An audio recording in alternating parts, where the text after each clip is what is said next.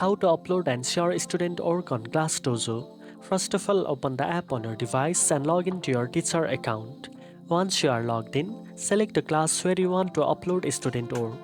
You will be taken to your classroom dashboard where you can manage student, announcement and activities. To upload student org, tap on the plus button at the bottom of the screen.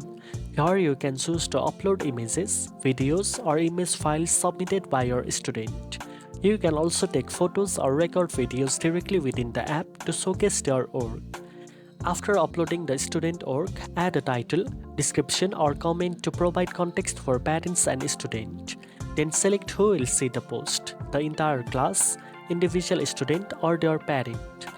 Once ready, tap post to share the student org instantly.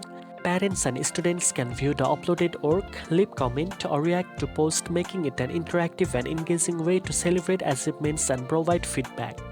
Now you know how to upload and share student org on ClassDojo.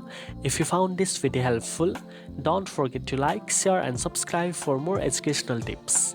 Thanks for watching and I'll see you in the next one.